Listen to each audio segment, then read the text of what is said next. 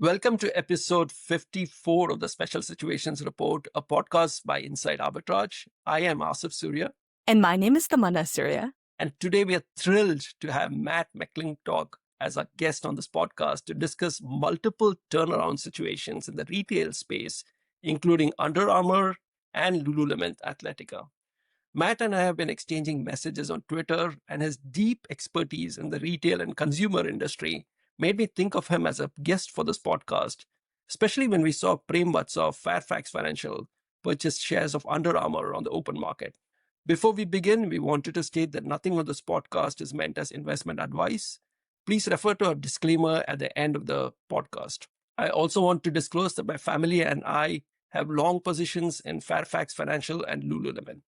Matt, thank you so much for coming on. Really appreciated it. We would love to have you take a few moments to maybe introduce yourself and tell us a little bit about what you do at M Squared Capital as well. Thank you, Tamana. So I guess I do this business for 20 years, over 20 years. And for equity research, I started in 2005 with an internship at Lehman Brothers in their equity research department.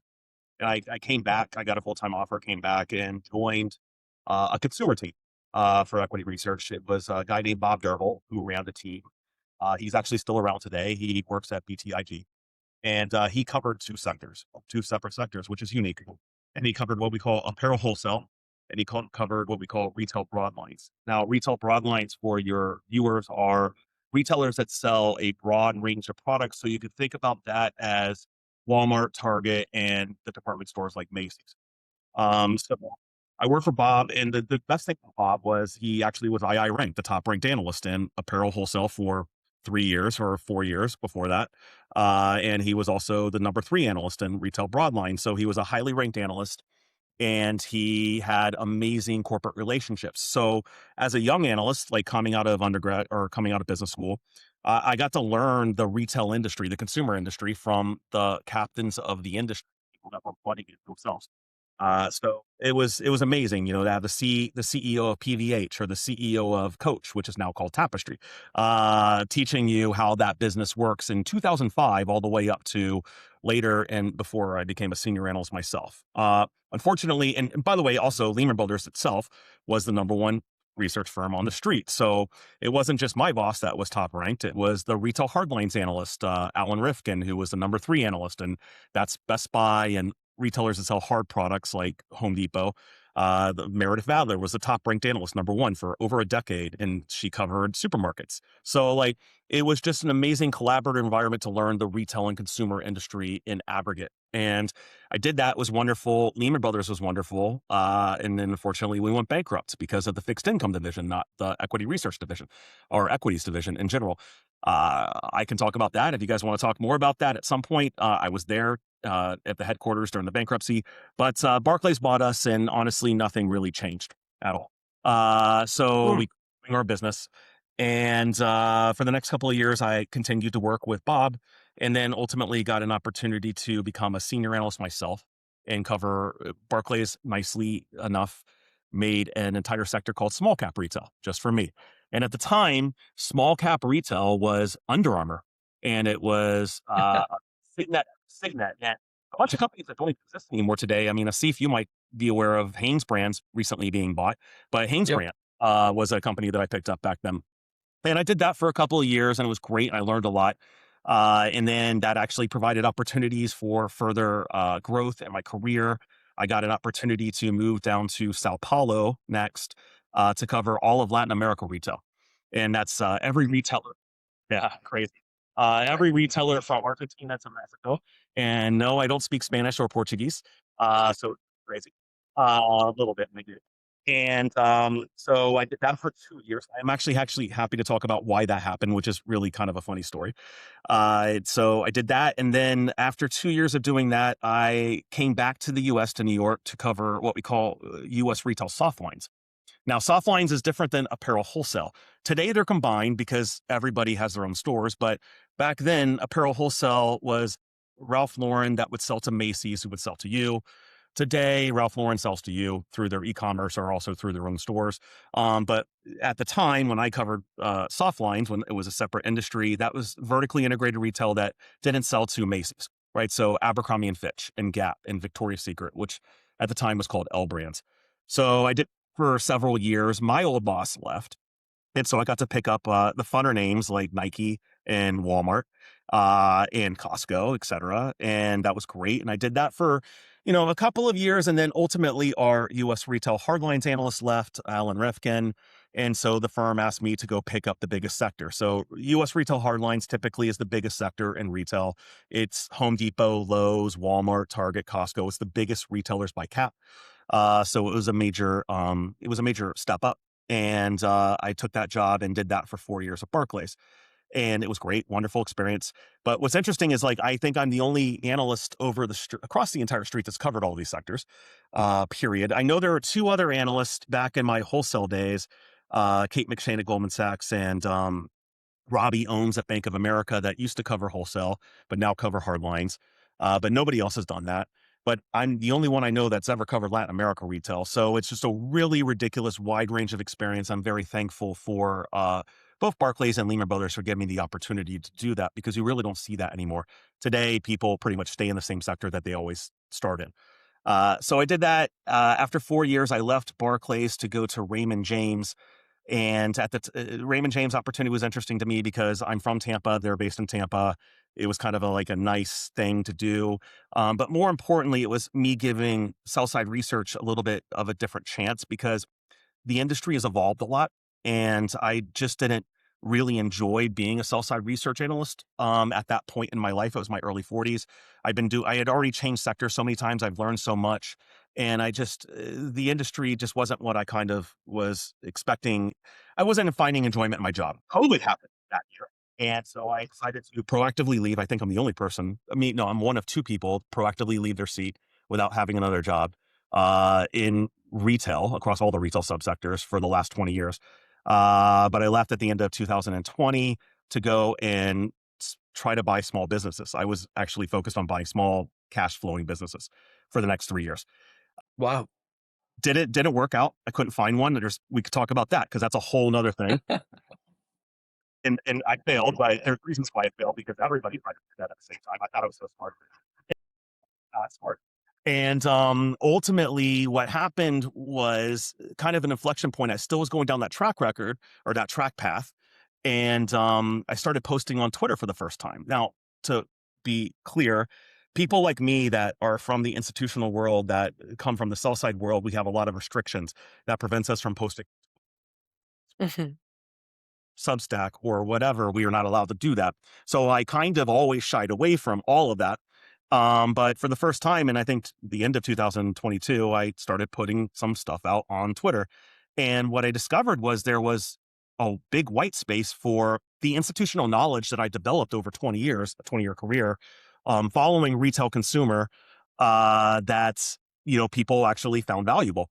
And as I started doing more and more of that, it kind of demonstrated to me that there was an opportunity to perhaps make a business out of this. And so M Squared Capital, where I am today, which I founded, is currently in what I call a soft launch of what I would call a subscription service for what I'm trying to say is the modern sell-side research business, which is, when you say modern, what does modern mean? Well, modern means we're back to research. The research that I used to do at the beginning of my career, nobody really does anymore. It's more of a telephone game. It's not really anyone doing fundamental primary research. And that's Mhm. actually why I left the industry, is because I didn't feel like I was adding value to my clients. So I'm trying to get back to adding value to my clients, trying to help them with their investment process. So that's the first thing. But the second thing is, why can I do that? How am I able to have all this time to do primary research? Well, it's because I'm actually using modern distribution methods, which is social media. Amazingly, I don't have to get on the phone every morning when I put out a note, which is kind of what happens. You call, which nobody picks up the phone. You call 30, 40. This is at the end of my career. I'm sure they don't do this anymore, but you would call 30, 40 phone numbers. You would leave a voicemail message, hope they picked it up, and then they would call you back or whatever. This is 2020, which is crazy. It was a waste of time. Today they send emails, but emails is almost antiquated communication method because everybody gets emails. You're Yep. in full. No one even knows a note goes out that way. So Twitter and Substack and all of these other new modern distribution methods are, I think, far superior, not just because people pay attention to them, but also because people actually get immediate feedback from other people on what was being said. So if I put something out on Ralph Lauren or excuse Under Armour, we're going to talk Under Armour today, I think. Immediately I'm going to get feedback from the world on if my thesis is stupid or not, or did I miss something or not. And people, buy side clients actually can see that and see what matters. They can see what goes viral.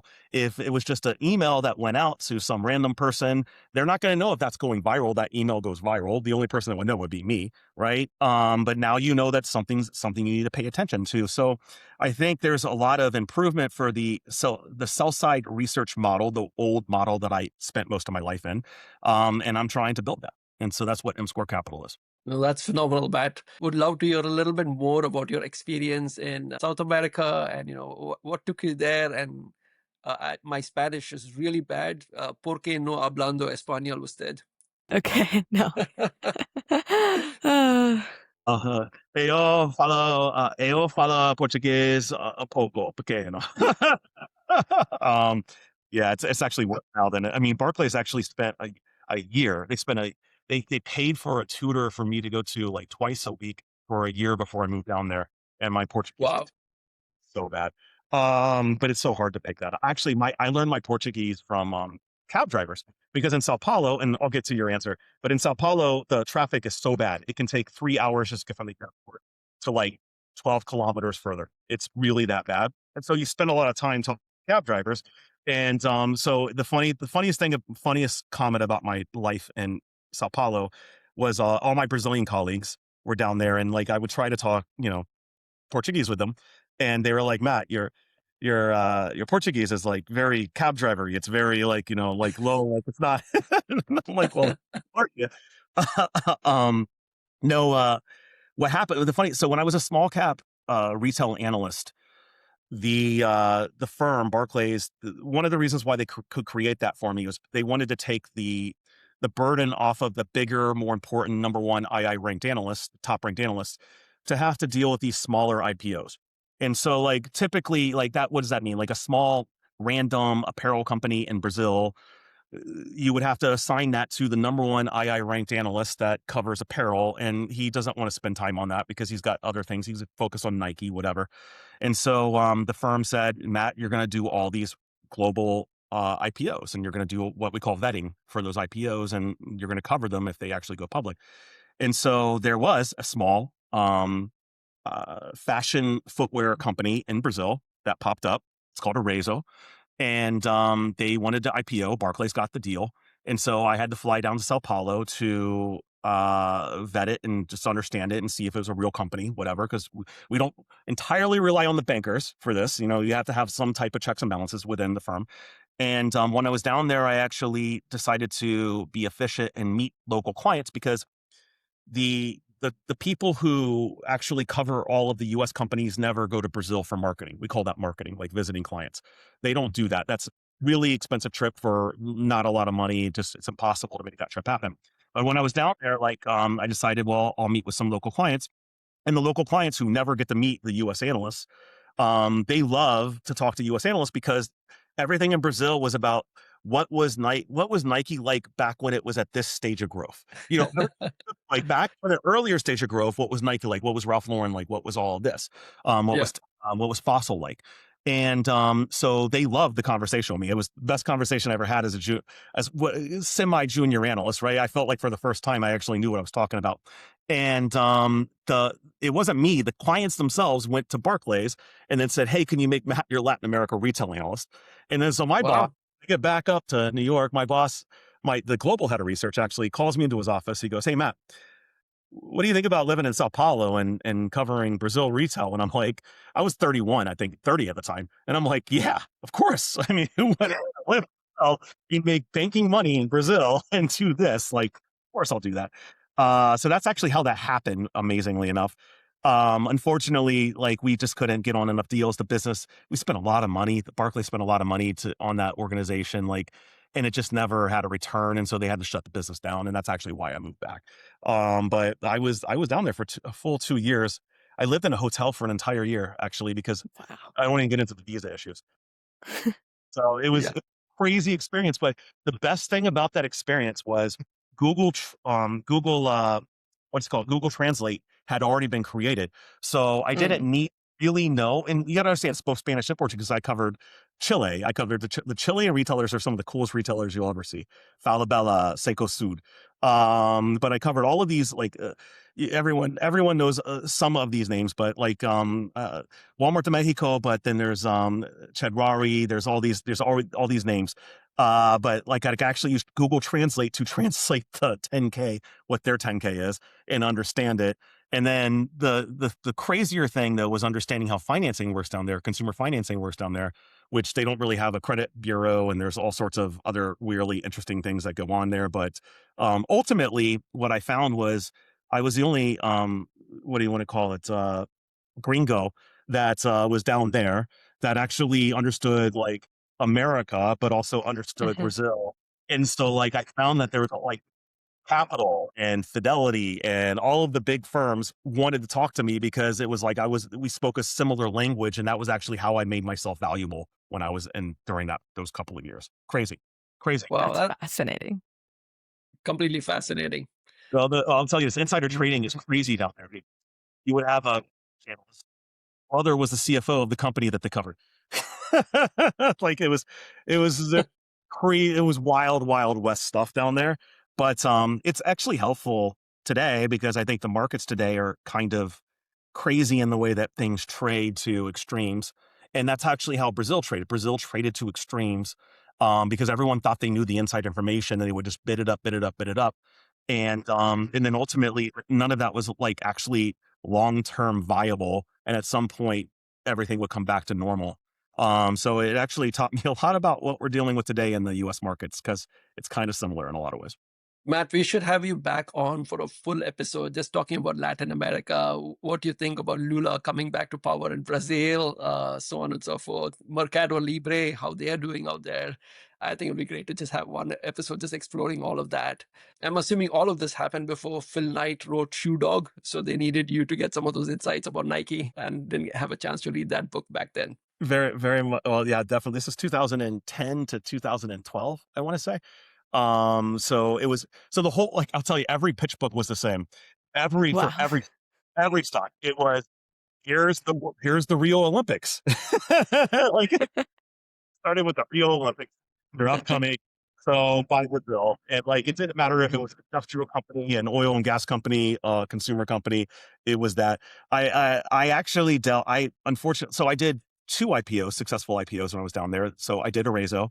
Arezzo is still a public company. It's a good company. They have a sub brand called Shoots that, it was the founder of Arezzo's son. He became like a big time designer for footwear. He actually won some awards. He created a company called Shoots, and Shoots actually is a global luxury footwear brand. So I highly recommend looking at it. But the Technos, I launched coverage, or I did the IPO of Technos. That was kind of like the Brazilian version of Fossil. Mm. Okay. So like it was the same thing. Like, what was Fossil? We'll do the same thing. Matt's the guy that needs to be on the deal. But then I did a company called Brazil Travel, which was the most epic disaster of an IPO ever. That like an entire, nothing was audited. Like I can't even Oh, get, like no finance were audited. Like it was like, it got to a point where people like they went through. I was going through investor education, and like people kept going and giving feedback to the company, and the price of the IPO just kept going down, down, down. And it got to like, it started at 20, and it got to 18, it got to 10, then it got to 7. And then people like Millennium and all these other firms were like, I don't care what the price is, I'm not buying this. So Right. you're not yeah. never. Makes sense. That's a very significant negative signal. Let's get started with Under Armour. So, Matt, Under Armour is a brand that you and anybody from our generation might recognize. And I see you're wearing Under Armour today. So, tell us a little bit about what's drawn you to this company over the years, aside from the fact that that's where you got started on your sell side research career, and a little bit about both the business And especially for folks who didn't watch Kevin Plank build the company, it'll be great to hear a little bit about the early days of Under Armour, what made them special, and what's gone wrong over the last decade or so. So I'm going to start with I'm going to try to remember the first part of the question, but the second part of the question is where I'm going to start, which is what made Under Armour special, right? So you got to take a look back in athletic history, like the companies that are in athletic, right? Before 2000, the biggest athletic companies were all footwear companies, right? So it was Adidas, it was Reebok. They all started with footwear. Adidas, Reebok, Nike, etc. Like there were some other British Knights gone, but like there were some others back then, but like they were all footwear first, right? And footwear was their prominent, like most dominant focus. And management internally, if you wanted to be a part of the moving up management, like you wanted to get promoted, you needed to be on the footwear side, not the apparel side. Apparel was always kind of like, I say the redheaded stepchild. I don't know if that's socially acceptable enough. But like it was when back then. But it was an afterthought, and nobody really cared about apparel. And Nike, so in the 1990s, most athletic apparel was just a cotton t-shirt with a swoosh on it. That was what it was. It was just, like whatever, we're just going to monetize the brand. Nothing about the product is unique. We're just monetizing the brand and getting you to pay money for the brand. There are two companies that were different. Under Armour and Lululemon were different. They took a different approach to it. They actually focused on innovation and making the product different, right? So it wasn't necessarily about the brand itself. It was the product. And Nike, to their credit, tried to do a little bit of this. I mean, and they would because they were a big company and they had the resources to throw at it. So Nike dry fit technology did technically come out before Under Armour's technology came out. But Nike didn't put the resources behind that. They didn't make that a focal. That's what you see in all corporations is you see an internal capital market where there's just decisions being made on what we're going to prioritize over other, like what growth opportunities are we going to prioritize? And, to be fair, at the time, Nike prioritized things like soccer.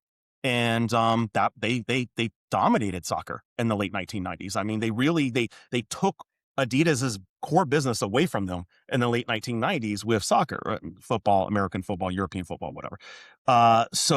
I'm not necessarily being so negative on Nike about this, but because they were so singularly focused on a priority, that left other opportunities available for other companies to pop up, and that was Lululemon and Under Armour. Under Armour was the first to really do it. I mean, we'll get to Lulu in a little bit. Lulu was more vertically integrated, and that's how they succeeded. Under Armour was the same wholesale business as Nike, so head to head.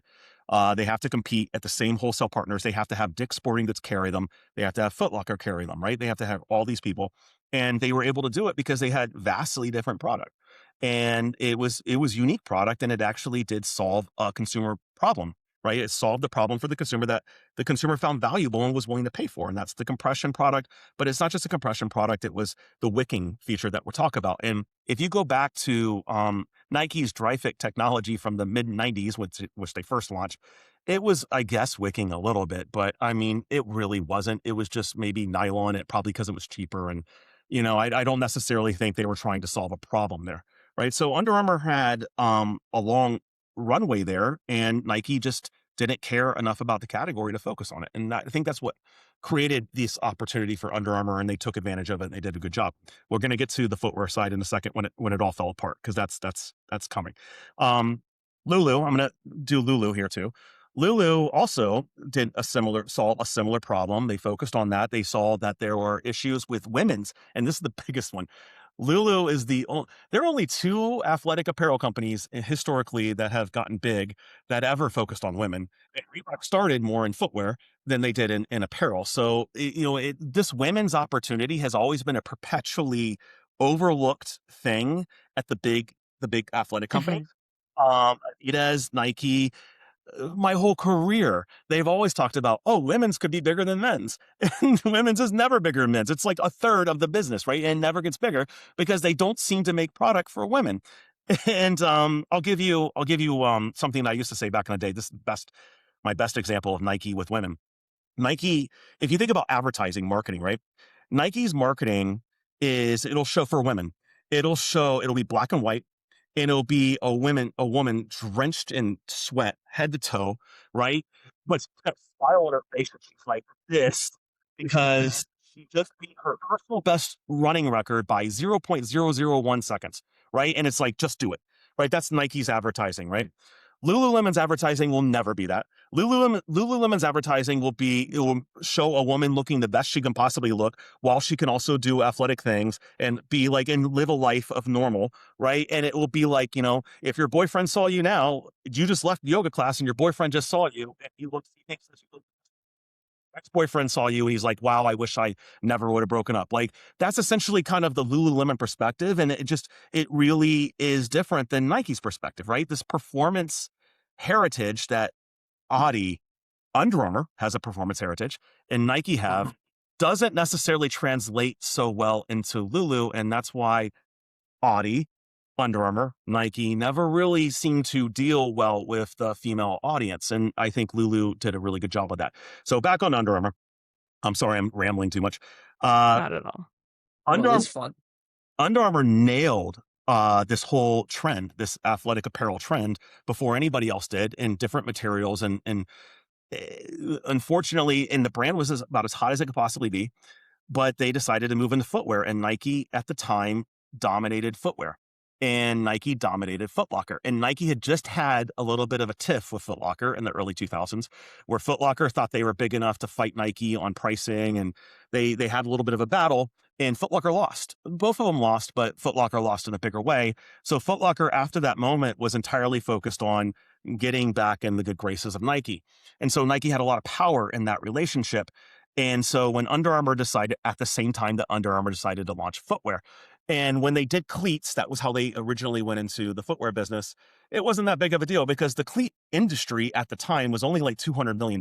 It was like nothing. It was like, who cares, right? Even Nike didn't care about cleats.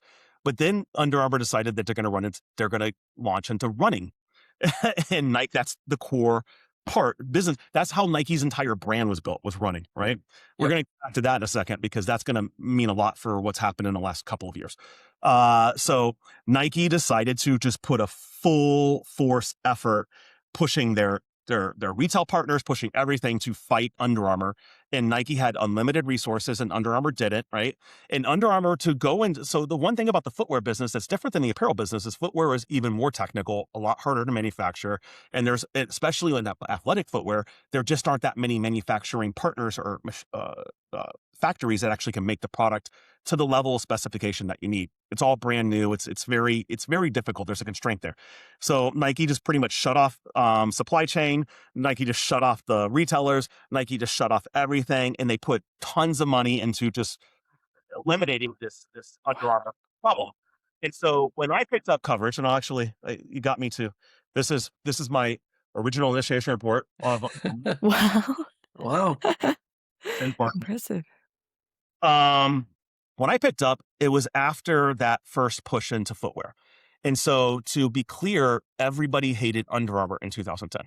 Like, everyone thought this is over. This was the standard thesis on Wall Street at the time was Nike's going to dominate and kill Under Armour. It's over. They're just going to be a small little compression brand, and that's all they're going to be. People ignore that now, but that's actually what was said back then. And the reality is that was somewhat true, that the footwear side of the business never took off, but the apparel side of the business, they were still doing things that Nike was so far behind on, and that actually got back to growth. And Under Armour was a great stock for the next 10 years after that, right?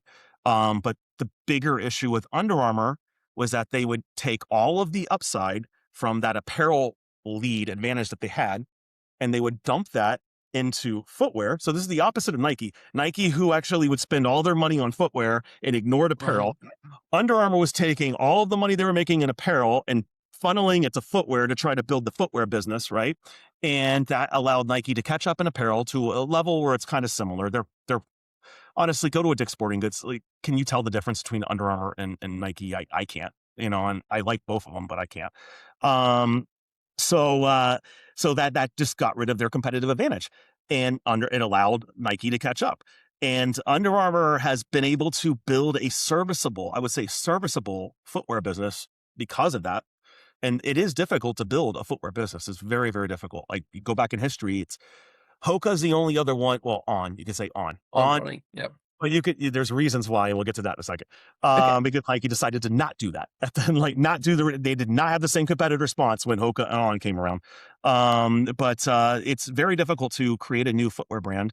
And Under Armour, Nike just got rid of Under Armour, and they made it very difficult for them. So you fast forward to like 5 years later, 10 years later, Foot Locker still doesn't carry Under Armour.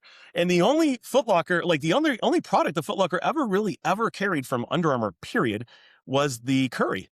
Because they had to, because Curry was just such a powerful like athlete, right? But Under Armour was paying so much money to Curry that they made no money on that, really, pretty much, right? So end of the day, what I'm trying to say is like we've been through these problems before, but at least it allowed Under Armour to build the capability to have footwear, right? So that's the first thing, because that really it's a unique thing. There's not that many footwear brands that sell more than 100 million pairs of shoes in the world, right, per year.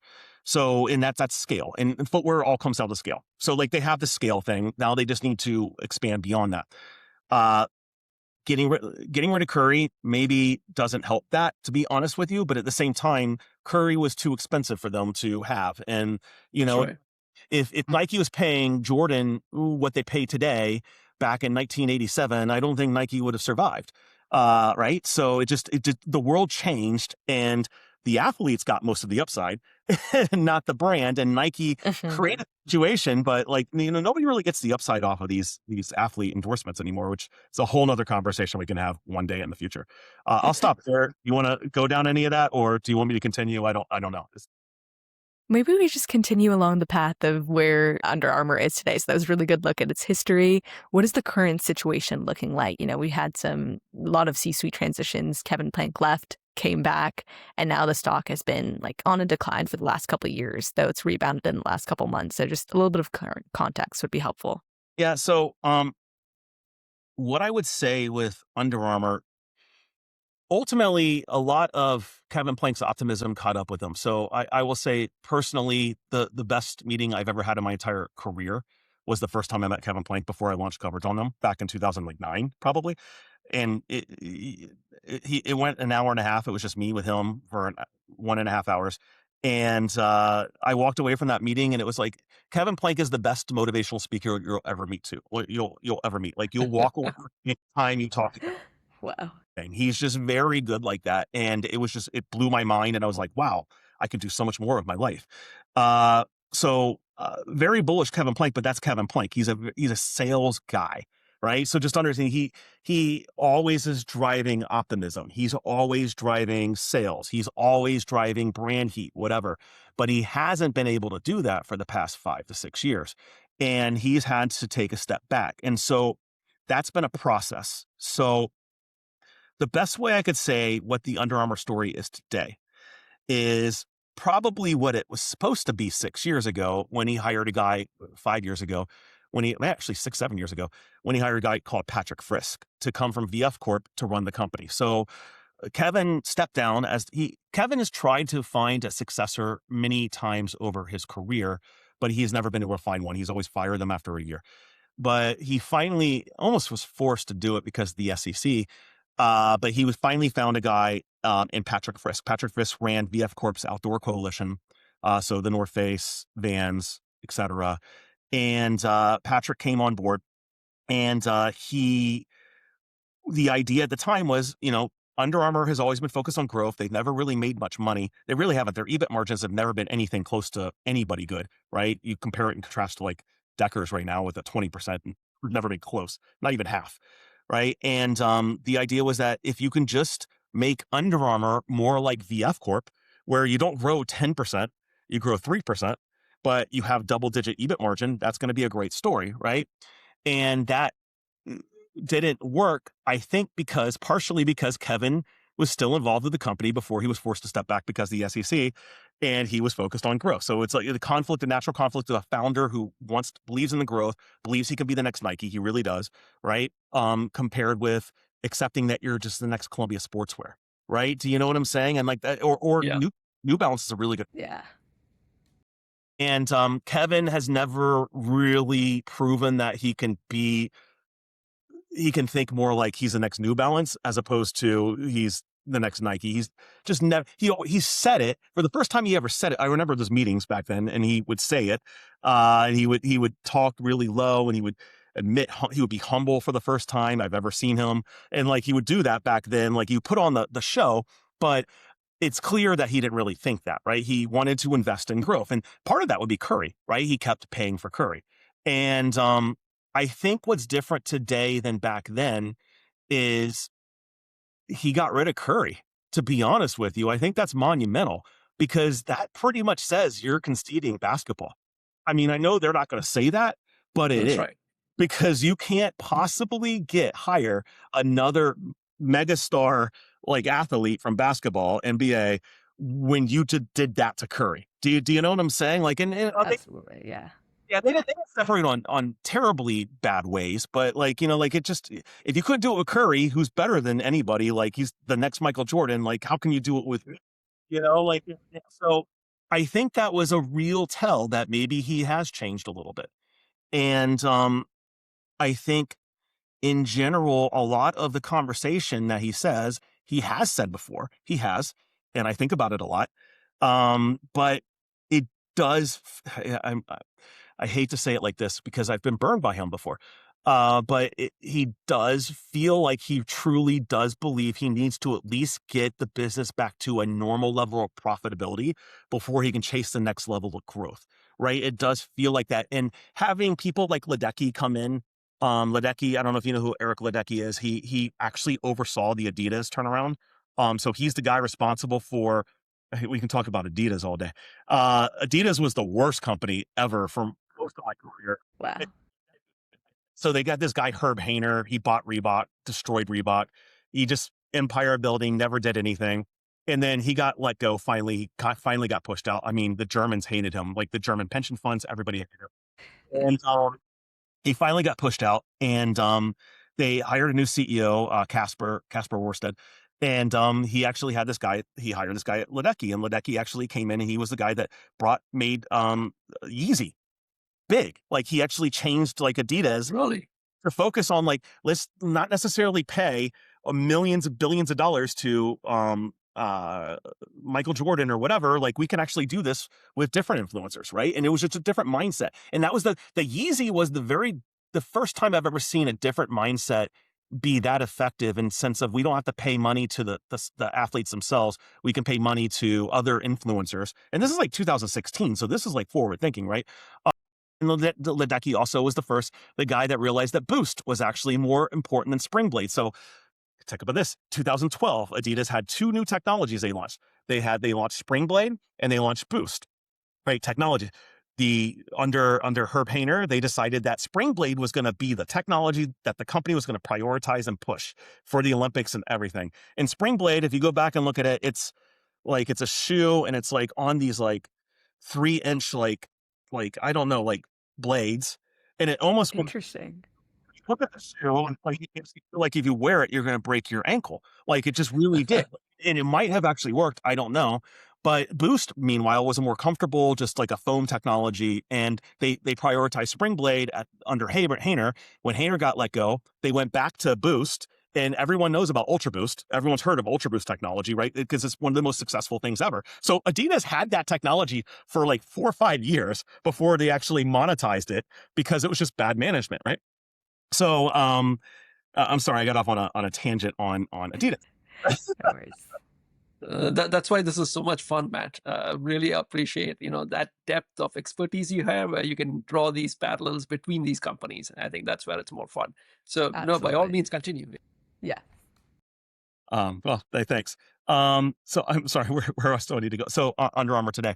So it is true that there's been management changes, and I do think they have a strong management team in place. But for your viewers specifically, because you guys are more event driven and more thinking about situations, I really do think that the insider repurchases over the summer were a big deal. And I think when you have people at the level of Sycamore and Soros buying, board members that are part of Sycamore specifically, and Soros buying shares, it's not that they're buying shares to make money on it. They're buying shares to signal something, right? And that signal matters a lot more for somebody of Sycamore's level or Soros's because they have to tell people like they can't be wrong on it, because if they're wrong on it, then Sycamore is going to be wrong on the next thing, right? Like so it's a bigger signal to have somebody in those positions buy shares than it is to have, say, like, the chief HR officer of Best Buy, who's on my board, buys the shares, right? It's a different level of board repurchase or purchase. I think Mohammed bought shares too. The only thing that I really would like to see is Kevin buy shares, and he hasn't. And I wonder a little bit about why that is the case, because Kevin has a long history of failed investments outside of Under Armour. I think the best story is he went to the UAE, he saw Dubai for the first time, and he decided to make Baltimore like Dubai. And that's why he bought up pretty much all of Baltimore's waterfront property. So, and he just thought he could do that. And that's essentially the problem, is like he took his eye off of Under Armour because he was crushing it. And he decided he could be everything to everyone, and it just didn't work. And to his credit, he has cut back on that. He got rid of, I think it's Sycamore, the horse farm that he had. He got rid of that. I don't know if he has his bourbon brand anymore, because he had that. He just sold his hotel in Baltimore. So like he has divested a lot of that, but you wonder if he divested that because he just has no money, right? And that's the big question, is does he have any money to even buy back shares? But I don't think he needs to buy back more than $1 million worth of shares just to signal that that's the case. And I have this conversation a lot with investors about, like, is it because he doesn't want to take advantage of buying at the low? I don't know. Like, there's all sorts of people that think about like this, like, I've already screwed shareholders so much, so I don't want to take advantage. I don't believe any of that. I think it would be a nice sign to see him buy $1 million worth of shares, and that's it, and move on, right? It would be Absolutely. Yeah, 100%. It's really interesting. Just speaking of signaling in general, we were also paying very close attention to those August 2025 purchases by the various directors. That was really fascinating to see. I think we dug in a little bit deeper, and there's some nuances regarding the directors had to have a certain level of shares, and some of them were under. So we kind of paid a little bit of attention to it, but moved on. I think what reinvigorated our interest in the business was then seeing Prem Watsa come in, who doesn't even have any board representation, but he's still a 10% owner, was still buying shares, doesn't seem to be seeking board representation either, but it's like pitching in by both Class A and the Class C shares based on, like, with no regard for voting rights or whatever. But it's another one of these like major players coming in, kind of putting himself, Fairfax Financial, into this stock and kind of maybe investing in this possible turnaround story as well. And that's very much in line with what you were saying. So I think on that, actually, it's a really good point or segue into him specifically, because I've talked to some of my old Canadian investor friends, and I was somewhat, I'm sure I've heard of his name before, but I was not that familiar with Prem before. I just wasn't. The Warren Buffett of Canada is what people call him, but I didn't know that until he bought Under Armour. Probably because he doesn't really play in my space, most likely. I'm very focused on my space.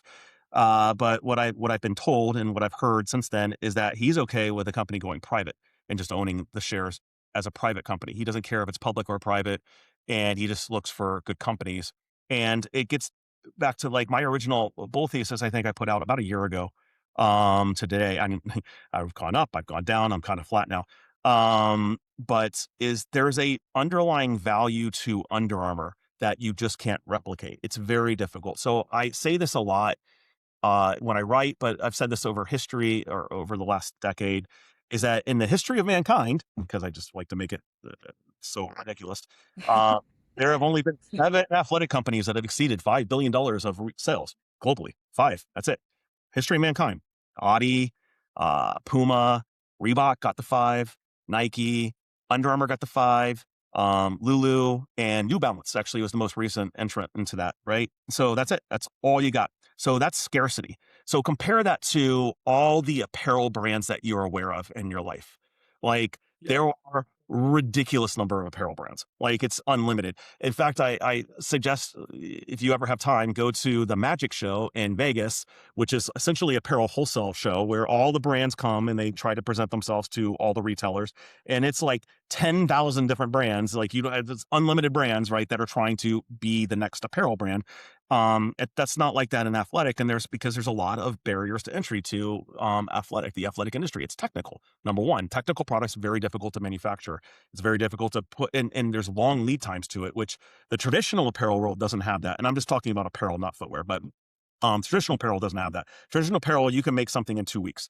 Like, you can have every factory in the world can make a polo shirt. There are millions and billions of factories in the world that can make a polo shirt, but to make a polo shirt with a specific wicking technology that has no seams, that actually is hard. And it has to plush, so the fabric feels soft. Like that takes a ridiculous amount of effort, and it's costly and it's hard to do. So my point here is, I thought what was most interesting from this most recent quarterly conference call was that Kevin brought up NPD stacks. So I don't know if you know what NPD is, but NPD is pretty much like they measure the unit volume of everything that's being sold in America. So like all the different SKUs, and they can kind of tell you what your share is and like what you're doing in, this specific pair of underwear or this specific t-shirt, right? So NPD has always been kind of the golden stat for understanding like share and things like that. I know people like Circana right now, but that's a little bit different. But Kevin very clearly said they have, I think, 4 of the top 10 SKUs in NPD. That just goes to show you what's a relevant brand. It is irrelevant. It's $5 billion in sales. So like, I mean, if it was so bad of a brand, they wouldn't be doing $5 billion in sales. They would be like Aeropostale doing like $1 billion, like it just would not be the same thing. And I think that's where people get a little short-sighted on this name, that he has enough relevance. Dick's Sporting Goods is still the number 2 apparel brand in Dick's Sporting Goods, right? You walk in there. Do you think that Ed Stack would not immediately get rid of that brand if he could and replace it with Kalia or their private label brands, which are higher margin and he would make more money on? No. The reason why is because more people want to buy Under Armour, right? And so there's something there. They just need to stop flooding the market with inventory, which it seems like they have. It does seem like they have, right? And it seems like they need to take a lot more thoughtful approach to the margin longer term as opposed to growth, right? And I think that's what we're seeing. And I think Prem, look, I don't know anything about Prem, like I said, but I don't think he would have invested in his name if Kevin was the same Kevin of 10 years ago, right? I don't think, go ahead, Asif. Yeah, so Matt, I'm going to play a devil's advocate a little bit. One pattern that I look for is people getting super interested in brands that are well past their heyday, right? So you had Prem Watsa actually invest in BlackBerry because he felt like, BlackBerry will make a comeback. They brought in a new CEO, stayed on for maybe a decade, and things didn't go the way Prem wanted. And he was very open and honest about it, that did not work out the way he thought it would play out. You saw this with Bill Ackman and JCPenney. You saw this with Eddie Lampert and Sears, right? So you have these brands that, maybe 20 years from now, somebody will do the same thing with Costco if it loses its relevance. I don't see how it could, but maybe somebody will. So when I look at these kind of purchases of Prem Watsa getting interested in Under Armour, I get a little worried that it's this halo effect of, you're thinking in the past and you're thinking about, oh, what a wonderful business this was. I lost an opportunity to invest the first go around, and now I'm getting an opportunity again. So I wonder, considering their sales did decline in the US, revenue did decline last quarter, it did decline in Asia as well. They did go up, I think, 9% in Europe and Middle East and Africa. I wonder if this brand is, and I get the sense that you feel is not past its heyday. I wonder what gets it back to growth, what gets people excited about this brand once again. A lot of things to talk about there. I would love to dig into Bill Ackman and JCPenney one day. That would be actually. So it's a good question. So I've gone through this many times. So let's just talk about several times. I've already gone through it once with Under Armour back in the late 2000s. I went through it once, like the brand's dead, whatever, Nike's going to kill them, and that changed. I've gone through this with Abercrombie and Fitch, right? I worked at Abercrombie and Fitch in the 90s, believe it or not. This is before there were naked people on the front of the stores. This is actually when they did flannel. I wore flannel shirts and khakis. So it was a completely different brand. But that had when its peak, died. Everyone said it was over, and now it's back, right? And I don't know if we're gonna get back international because they really burned a lot of international. But you've seen that. So there is in America now we're apparently seeing American Eagle come back finally, right? Which I mean, it only took Sydney. All it took was Sydney Sweeney, and American Eagle is a great brand again, right? Which is sustainable. I'll be honest. I'm just going to say it right now. It's not sustainable. That's called marketing. That's transactional brand awareness. That's not, you got to have product to back it. And I don't know if their product actually backs that. So like, it'll be a great bump for 6 months, but I don't know if that's going to last. So what can actually change? What can change is if they stop Columbia Sportswear. Let's just start with Columbia Sportswear. Why is that company still doing the revenue that it does, right? And the margins that it does, right? And does anybody, do you know, really wear Columbia Sportswear? Like, is that the hottest brand? Although Snoop Dogg just wore it to the Winter Olympics, believe it or not.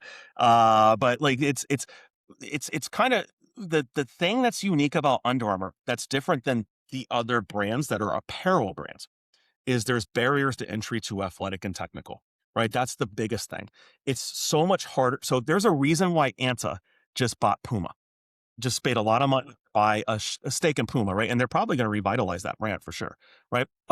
In my career, Wilson was dead. Solomon's been dead since Adidas owned it in the 90s, right? Like that was kind of the view. And now Solomon's amazing. Arc'teryx is great. And Wilson might actually be able to do something with tennis. If it wasn't such a flooded market, they might.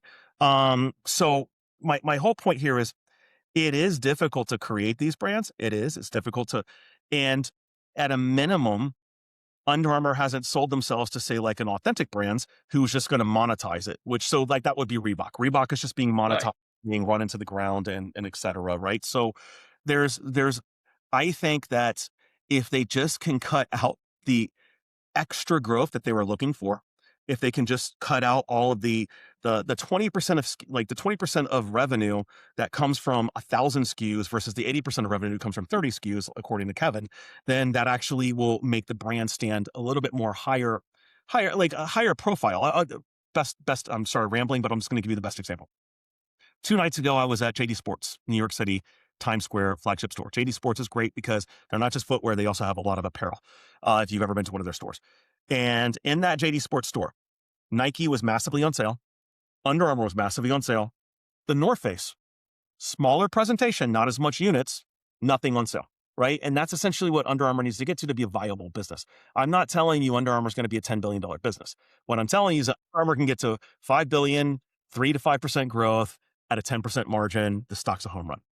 So Matt, that's wonderful. I'm glad you brought up the North Face because I wanted to ask you about VFC and I was wondering how does that weave into this whole thing? So this gives us just a chance to digress a little bit. As you know, as Tamanna knows, North Face is one of the brands of VFC. They used to own Supreme. They also own JanSport and Vans. So when I saw them dispose of the Supreme brand, I think they managed to get $1.5 billion for it. They had bought it for $2.1 billion. So they lost a little bit of money there, but getting $1.5 billion for it, I think was a great move by the new CEO. And it seems like he's reinvigorating that company. So if you could share your thoughts on VFC, what do you think of the new CEO who came over incidentally from Logitech, which is highly unusual? And so wanted to get your take on what you think of VFC at this point in time and the new CEO who's leading the company. So it's hard not to like VFC right now because yes, they finally, it seems like they turned the corner, right? Here's the problem. The problem with VFC is that as soon as Vans gets better, we're going to have Timberland fall apart, right? That's the question, right? And always, that's right. It's been a perpetual problem with VFC. So it never seems like they can get all 3 brands going at the same time. It just doesn't. Although now it'll be 4 because Ultra is actually pretty amazing, I think. So as far as Bracken, I think Bracken's outstanding. How do you not like that guy? He says exactly like he cuts through the random just nonsense talk that CEOs normally give, and he actually will tell you what he really thinks, and he'll be measured about it. And it doesn't seem like it seems like he's actually approaching it in like a realistic like framework. And it's a tough job. It's a tough turnaround. It is, but he's approaching it that way, and I appreciate him. I mean, I personally know the CFO. I worked with him. Paul Vogel, like for many years at Barclays, and Paul's amazing, and I don't think Paul is there's anything bad there in terms of like the numbers. I mean, I personally know the guy, right? So in terms of what needs to happen at VFC is we need to see Vans return to positive growth. And the other ones, because nobody believes, it's just like, it's similar to Deckers. Nobody believes UGG can continue to grow. Everyone thinks UGG is peak. And by the way, UGG Hmm. grow. That's the most amazing thing about Deckers. And UGG Yeah. continues to grow in the areas that you never thought, like sneakers. UGG sneakers are actually like coming, like lifestyle sneakers are actually Yeah. happening and doing well. So like people need to like rethink through their peak UGG thesis, but at the same time, that's how people think. They think UGG is peak. The margin can't get better, the growth can't happen. So, and Hoka was always a fad, and that's it, right? And so that's why Decker sucks. But that's not really the case. And they do what Under Armour's trying to do, which is they control the amount of inventory they put into the marketplace, and they're very careful and thoughtful of how they grow. Uh, it seems like VF Corp is doing that, right? It really does seem like VF Corp's doing that with the North Face for sure. Timberland, I'm not so sure on. I got to be honest. And by the way, that same JD Sports, there was a lot of 6-inch Timberland boots on sale. So we'll look into that because I haven't done the work on it yet. But it was scary a little bit because it's still February and it's cold and there's snow here in New York City. But there's no problems with North Face. Timberland, who knows? That seems to be the wild card there. And also Timberland, they're going to start opening Timberland stores. That's scary. They're gonna focus on Yeah. PC growth and Timberland stores, and it's not really a year-round brand, just like Hmm. Yeah. the only year-round brand they have is Vans, and they have too many stores on Vans. I mean, I've done the work on this, and I don't know, it's something like 60, 70 Vans stores in Los Angeles. Oh, they have Wow. 4 stores, Yeah. 70 are in Los Angeles. Like, that's crazy. Now, I know skating is a big thing down there, but 60, 70 when you have 400 in that, like, it's kind of scary. So I I like what they're doing at Vans. I was in the Vans store on Fifth Avenue just 2 nights ago as well, and it seems to be fitting a lot of where the trends are going. And mid-single digit decline is better than double-digit decline, right? Which is what their guidance is. But mid-single digit decline when they've already gotten through the rationalization in stores that they said they're going to do. So now it's a mid-single digit decline on top of all the store declines. So like there's no longer a store driving that. It's just mid-single digit core decline is a little scary. I hope Bracken's being conservative there. He probably is. It's probably going to be 3% decline or something like that. But at the end of the day, that's enough for me to want to look at it. Right. And I think that's the point, because if that 3% decline, which is what I probably think it is, goes to positive zero, just goes to zero, right? And the North Face and Timberland maintain mid-single digits, which is probably what they can do over time, and the North Face is going to do that for sure. There's no way North Face doesn't do that. Then you look at that and you're like, okay, well, this is a great company. It's going to grow 3 to 5% top line. Its margins are inflecting back up, and they've cut a lot of cost out. That's going to flow through the bottom line. And this is something that should trade back at 15 times forward, like on a normalized basis. And I mean, the stock is a lot of upside, right? And they've delevered too. So like they've taken a lot of that out of it. It's hard to poke holes in it. It's really outside of an unknown. Timberland's going to fall apart and you can't. Got it. You really can't do that. So, Matt, I'm familiar with Timberland. I've worn Timberland before. I'm very familiar with Vans, JanSport, and all of those main brands, North Face. What about Icebreaker? I don't know a whole lot about Icebreaker. Is that a significant brand for them? Do they generate a lot of revenue from that? So Icebreaker was a brand that was popular. This is so funny that you bring it up because it reminds me of Lulu. So back in the day, 8 years ago, there were an entirely new subset of brands that everyone thought was going to take market share from Lulu. So Icebreaker was one of them. So Icebreaker, the claim to fame back then, and I haven't looked at it in a while because it's so small. It's like $100 million. Is like they use wool, and the wool actually like it doesn't smell.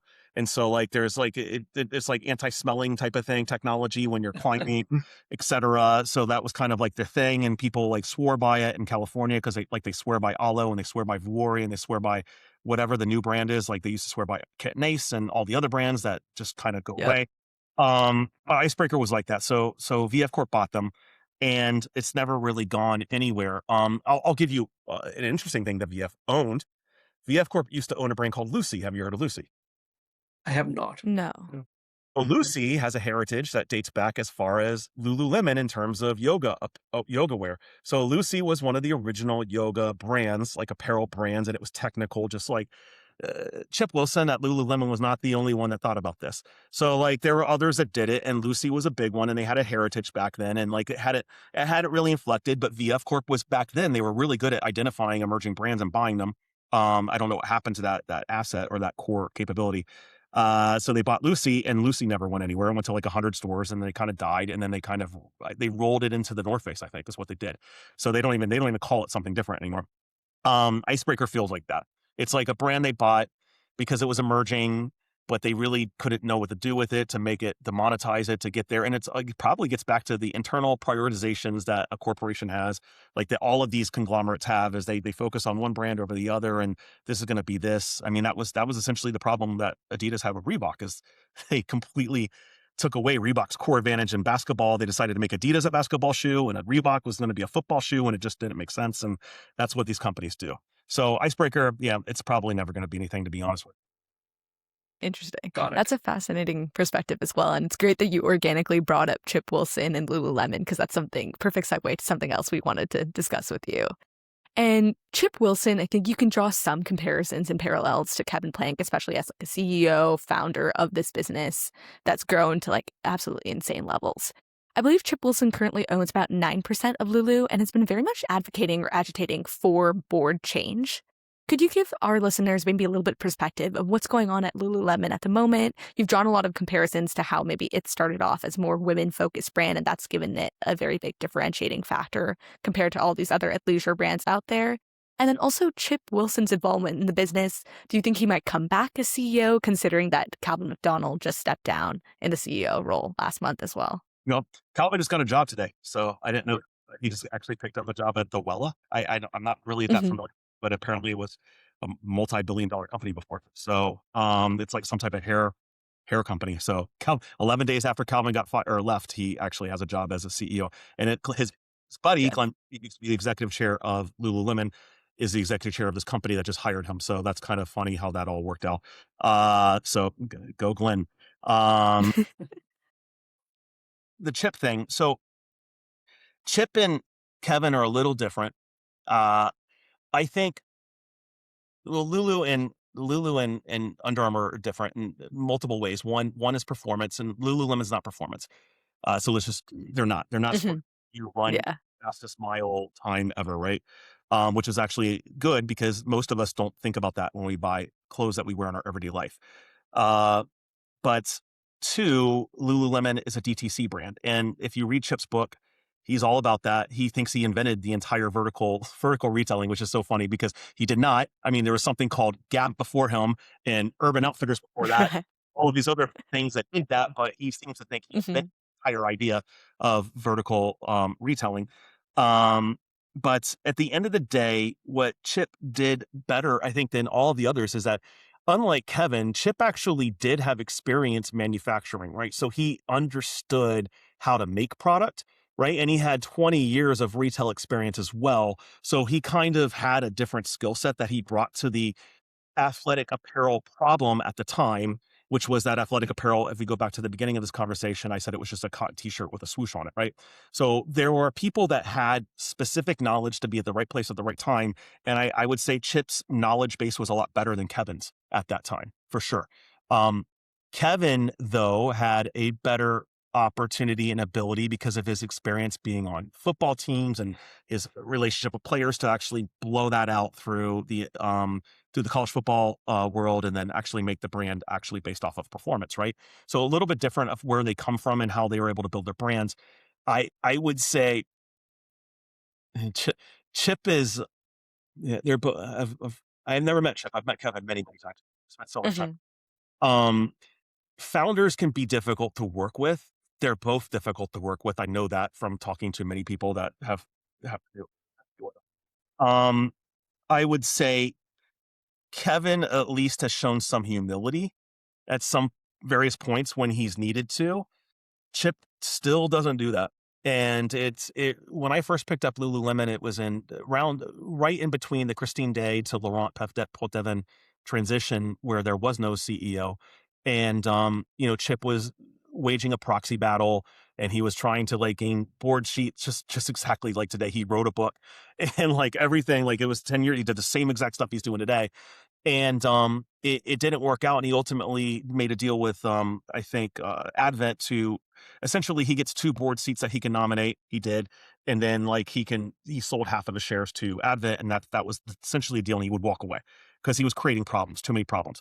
And today, the difference between today and then is I think he was the problem back then, is that you can't be on the board and also trying to be an operational person behind your CEO. So he was constantly going behind Christine Day's back, who was the CEO. He was a board going behind Christine Day's back and telling the operational people what to do, and then completely like countermanding like what she was saying. And so there was no leadership and the board didn't step in, which was a big problem back then. And I feel pretty comfortable that that actually did happen. And that was the problem with Lululemon back then. Today, that's not the case. Chip's not creating operational problems at Lululemon. Lululemon themselves are creating the operational problems, right? The current board is not overseeing Lululemon in a very strong manner. And 2 of those board members were actually there back then. And I would say that it's hard to give them a pass. I mean, I really, and why is it hard to give them a pass? Because what do they have to do? Why did they have a claim to Lululemon? What did they ever really do to be a Lululemon? A board member is not there to be a part of the company forever. The board member is there to oversee a company and Yeah. create the company. They didn't do it like so. Chip Wilson has it's hard for me to say this because look, I already started this whole conversation by saying a lot of bad stuff about Chip, but Chip Wilson has a bigger claim to Lululemon and the success of Lululemon, and he certainly has more knowledge about the company and what makes it tick and all that than some random board member that joined that's from the outside the industry that's never worked in this industry on an operational basis before, right? And I think that's the biggest problem with this Lulu board fight right now is that they have a lot of operational problems. There's not a single product person on that board, period, which is crazy when you think about that. Like Mark Parker invented the Pegasus at Nike. He was a designer at Nike in the 80s that invented, his name is on the patent for the Pegasus that we have now. It's like the Pegasus 47 or something. It's just crazy how many Pegasuses there are, right? Mark Parker was actually a guy, he actually ran the company. He understands the company, right? He's a product person. He's on the board of Nike, right? Kevin Plank is a product person. He invented the original, like, wicking, whatever, compression, all that. That was he's a product person. He's on the board of Under Armour, right? There's nobody on Lululemon's board that's a product person. And the whole defining competitive like factor for their business is product, right? And that's essentially where there's a shortfall here. And what are the problems that we have right now? They're all product problems, right? So like That's right.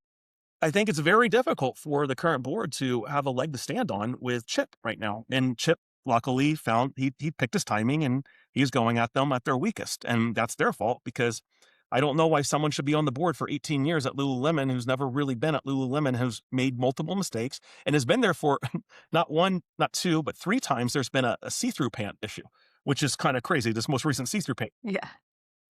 Chip was there for the last see-through pant issue. Like, and so I like, remember that. right. So like, I think that there's a lot of people that think, well, the board can do whatever they want. No, they can't because they don't own the shares. Chip, to your point, Chip actually owns 9% of the share stock. I think, who's the one that who's the one that just bought in like, 4%. So the private equity firm has 4%, shares. The activist has 4% shares, which isn't a lot, but it's enough to get things done these days. And the problem now is like you're going to have to look at like the JP Morgans of the world and the Fidelities of the world, and they're going to vote how they see fit. And I just don't see how they vote for a board that continues to have product problems. I don't see how you can do that as a prudent investor, right? So I think there's going to be change at the board. I think the current chairwoman is going to probably have to step down, but she'll do it in a graceful manner. And next year she'll probably leave because they have staggered board. Not that staggered board limits really matter that much, but that'll be the excuse, and she'll step down in a meaningful manner. And like what they'll do is they'll come to a solution with Chip, where Chip's not going to run the company though. He cannot run the company, and I don't think any institutional shareholder would ever want Chip to run that company. I mean, like you're bad now. Like we already saw what happened with Chip, like getting involved, and I also don't think Chip's health is actually to a level where he could operationally run that company, even though he says he's going to live into I think 154 is what he said. It's interesting tying together a couple things you mentioned. So there's the activist involvement on part of Elliott, and then who might be the new CEO if it's not Chip. I think Elliott put Jane Nielsen's name down as like the next possible CEO, and that's who they're lobbying for. And it's interesting looking at her background. She comes from Ralph Lauren and Coach. It's a little bit different from like Lululemon's traditional athleisure versus now that's like higher fashion luxury brands. And do you think that says something about maybe where Lululemon wants to position itself going forward, going into the fashion market itself? And is that a direction they should be taking, or should they be sticking to their core roots that got them to the dominant position where they are today? I think Kevin Plank said it best that Under Armour is not a fashion brand. He said that on the most recent quarterly call, right? They're not. They're a technical apparel brand. Yep. And Yep. if you want to play the fashion game, then you have to have very short lead times. And so this gets into a whole other conversation, right? But the only person that ever wins fashion apparel is Inditex, right? Because Inditex can actually copy a trend and get it to the store within 2 to 3 weeks. They can do it, and they own manufacturing plants. They have manufacturing. They can completely change everything and get it out and make it, and boom, 2 weeks later they copied it. You're done, whatever.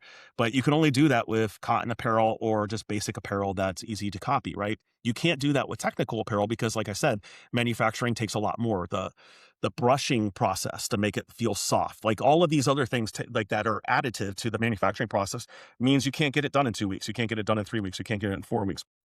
It takes 2 years.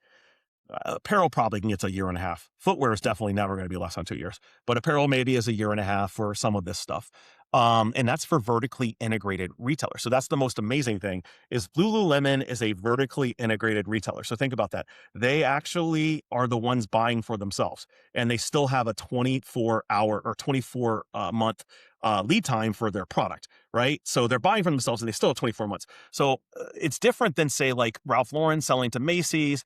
Ralph Lauren has 12-month lead times, but that's 12-month lead times with Macy's having to buy their product within that 12 months, which adds, like, it just makes more complexity, right? So the real lead times for Ralph Lauren is probably like 6 months, 7 months. But is Ralph Lauren really making anything new? No, they're really not. It's all basic stuff. There's fabric it's just available. The fabric's available to constantly make whatever is like, there's nothing unique about it. It's all in volume. It's all there. But when you're making something completely different, and Lulu's business specifically tries to go for scarcity. So a lot of their new stuff, they only buy in shallow buy. So they're only making 100,000 units of it, right? And they want to sell out. And that's why they're such a full price business. That's why their gross margins are so good, right? So like they don't have the fabric to make 200,000 units or 300,000 units because they never were intending to do that. So when the demand is there for 200,000 units, they say, oh, we should have done that. And that's our problem. But then that's demand forecast. And everybody always says that. Everyone always says, oh, I should have bought more. And that's the problem. We'll solve that next season. And that's the traditional apparel problem. Ultimately, getting back to this whole thing, if Lulu wants to be a fashion company, they're already being disrupted by Alo, because Alo is that. Alo is not technical fabric. It's not. Just, I can guarantee right now it's not technical fabric. Not made to the levels of specification of Lululemon. It's not designed, like, they cut out multiple steps of the manufacturing process. And there's a lot of issues like pilling and things like that makes the product kind of dissolve, and you wash it after 3 or 4 times, you can't use it again, right? Lulu, you actually can. You can use a lot of the Lulu. It's gotten worse over the years for sure, but you can use it a lot longer than you can Alo, right? So Alo is kind of like a fast fashion athletic apparel brand because they're going after the fashion side of it. Lulu is not designed to go for that. Lulu's designed to be an innovative apparel brand. So they're supposed to be coming up with the next level of innovation. And that's new technical fabric.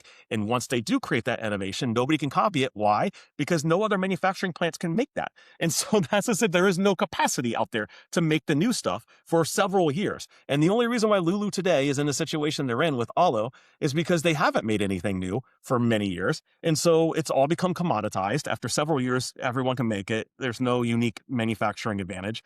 And there we go. They have to compete with that. So long-winded story. Sorry, I'm rambling a little bit, but long-winded answer is essentially, I think if they go for the fashion side of this, then they're going to kill the company. They really are. Yeah. And Jane herself, like, I've heard amazing, great things about her. And I know Wall Street loves her because she was a CFO, and everyone knows her because they love CFOs. And she's a CFO. That's the problem. She's a CFO. We need a product person, not a CFO. I don't want to find it. I should not be ever calling fashion trends ever. Don't ever look for me for fashion. Like, don't do that, right? She has like a couple of years of operational experience as COO at, I think, Tapestry. That's why would I hire this person to run an 11 billion? There's only 3 brands in history that have ever, athletic brands in history that have ever exceeded $10 billion in revenue. And that's Lulu, which is 11, Nike, and Audi. So why am I running some like someone who's never had CEO experience, who's a finance person, to run this company? Like, it's got a product problem. It just makes no sense. And if they do that, I'm selling my shares. Interesting. That- That's great perspective, Matt. So to wrap things up, I'm going to ask a question that's probably quite unfair in some sense, because it's hard to know what happens 6 months from now, if let alone 5 years from now. But we have these 3 amazing brands that are going through turnarounds. So you have Nike, you have Lulu, and you have Under Armour. I do have a position in Lulu. I don't have a position in Nike or Under Armour. But if you were to bet 5 years from now, one of these brands emerging with an excellent turnaround, which of these 3 companies would you pick? Or would you pick all 3 of them instead? Yeah, I think it's a good question. I'm glad you're finishing on this or you're wrapping up with this, because I think 2026 is going to be the year of the turnaround athletic brand or turnaround brand. Mhm. I Yeah. think there's a lot that there's a lot of lead times already passed in terms of what's necessary to get there, right? So VF Corp has already gone through a lot of the work they needed to do to be close to a point where the merchandise is actually coming in, that's actually new and under the new leadership, right? So VF Corp will be one that actually probably turns around this year. Deckers is already, I think, there. I think Deckers is already turned around. I don't even really think they had a problem. I think the problem was they just transitioned too much of their product at the same time. They had to work through a little bit of a kink, 6-month kink, and now they're back on growth again. So that's never been an issue. The bigger question is like Nike, Under Armour. Under Armour's been working on it, I think, a lot longer than Nike. Nike even recently completely changed their management, their structure, their operational structure. And it's scary, because if you go back to the December conference call, so December like 17th or 18th, when Elliot Hill got on that call, so I think it was 2Q26, and he goes, yeah, and like we're changing our regional like structure, so like the regional geographic heads will report to me, and I'm really looking forward to the GM of China talking directly to me, right? And then a month later, the GM of China leaves the company, right? So he actually said that on the call, and a month later she's gone. That says that they still are trying to figure it out. And the problem with Nike's story right now is that, and you said 5 years, so I'm sorry, I'm giving you a little bit too near term, and then I'll get to 5 years. Yeah. But the problem with Nike's story right now is that Elliot's trying to have his cake and eat it too. So like he just, from day one, he's like, we're different. It's great. Everything's going to be amazing. And like, it's going to take 2 years before the product that he made on day one, which never happens. So give him 9 months, and then it's 2 years from the 9 months. So 2 years, 9 months before we actually see something that he's actually done affect change on. Everything else is just kind of trying to plug holes along the way to make sure things don't get worse, right? And I think that's what Nike's let's not get things worse. Lulu's been in that situation, let's not make things worse, for the last 2 years.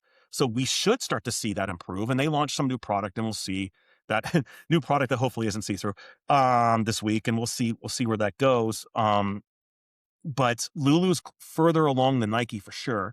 I don't think Nike has a real hope of a massive acceleration in revenue in the next 2 years. Really don't. I do think they have you can expect a meaningful improvement in margin, though. I do think that's possible.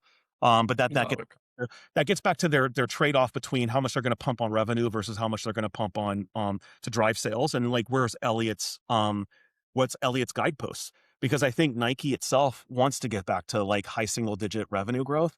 And if they continue to think like that as an organization, then they're probably going to dump all of the money that they're saving on all of the initiatives back into marketing, and they're not going to get the margin expansion, and the revenue might not materialize, right? Because they're just so big. So it's a problem that Under Armour's been dealing with for the last 3 or 4 years.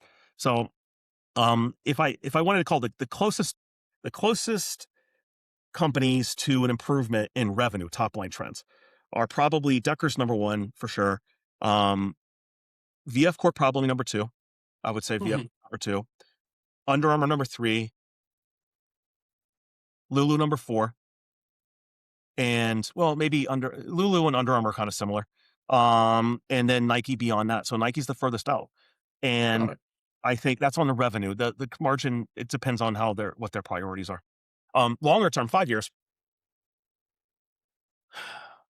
Nike's so big.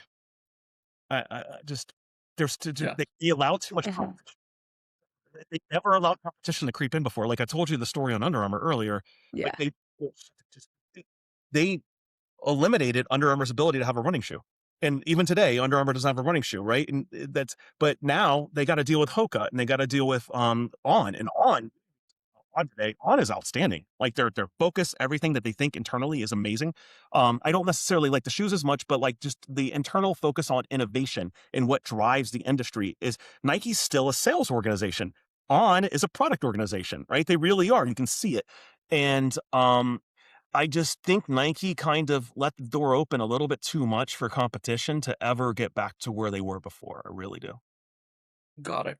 Yeah, that's great perspective, Matt. Kind of what I was thinking about Nike as well, but we still had adults. Yeah. Very much a legacy brand.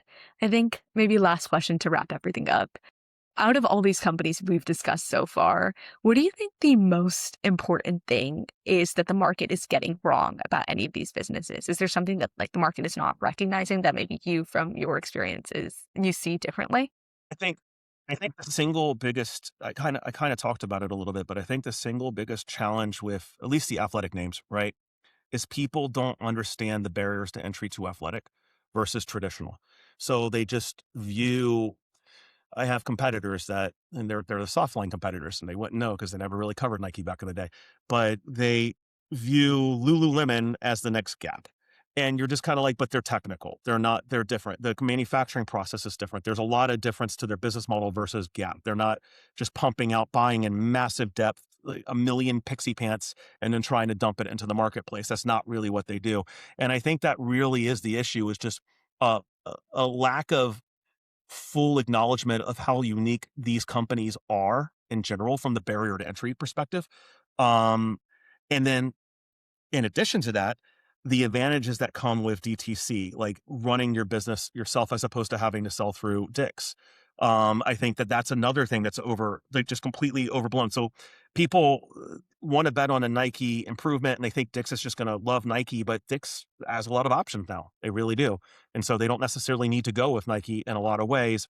But if Nike had their own stores, which they don't really, so like Nike would have that problem. If Lululemon is very unique in this circumstance, Lululemon has full control of its operations, right?